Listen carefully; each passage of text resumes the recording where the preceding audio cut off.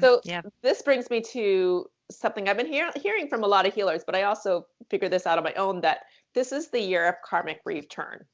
This Hmm. is the year that people are really both collectively looking at the karma of the planet, and we've been really bad to the planet. I mean, just the way we do gardening with the glucosates and everything, to the thoughts we think, and jealousy and war. I mean, the lack of the environment.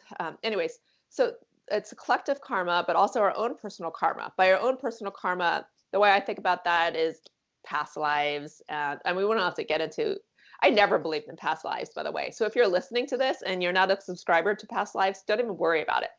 But we have this like residue of an energy. And sometimes when I'm doing healings, I'll say, a past life, like you were drowned in the water, and you tried to swim to shore, but you didn't make it. And the person will feel like shivers and they'll feel it.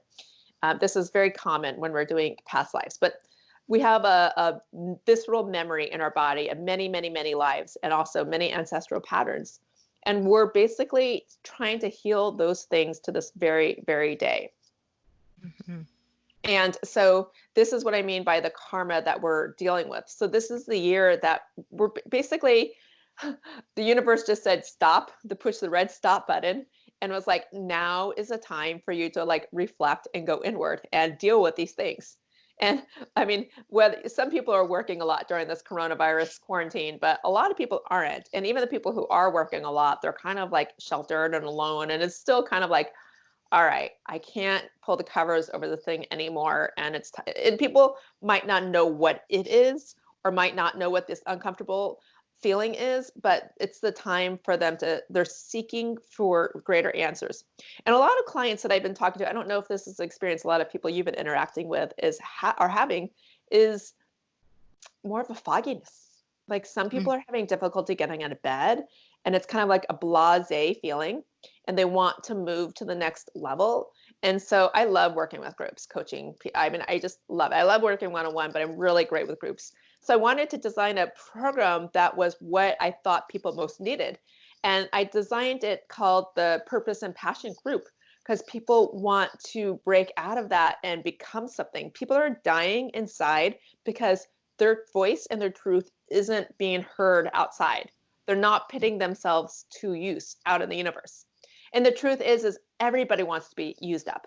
No matter, even like the cleaning lady, every single person wants to be used up. And what's happening is, now that we're alone, we're not being used up. And maybe before the coronavirus, we were being used in other things, like maybe you were the life of the party when you went out, or maybe it was just even at work, the way you interacted with people. So there was some part of us that was really being utilized, that had us feel needed and wanted.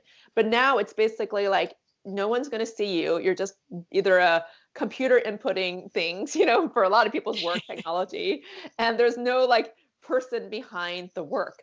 And it's actually killing people's souls right now. Notice too that now that we are all together digitally, okay, that's the only way we're coming together really.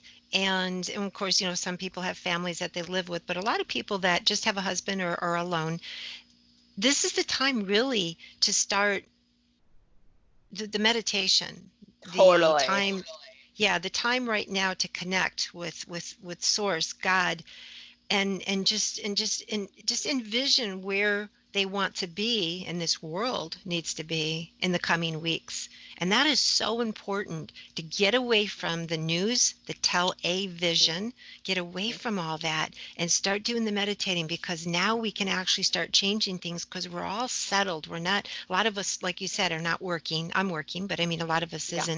aren't. And at this point, this is where meditation is so important. We're all home. We're all thinking right now, where's this going? What are we going to do? The economy is crashing. We got to sit and meditate and see a bright future right now. Now's the Hmm. time to do it.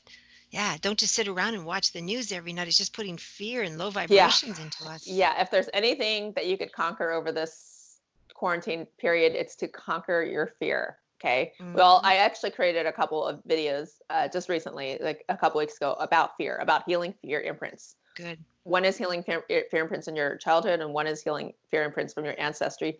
But we're basically carrying the fear imprint from There was hardly, rarely, more than a century that your ancestor did not go through war or Hmm. major like Puritanism, major fear, the fear around religious pre-programming or the religious persecution, that kind of stuff.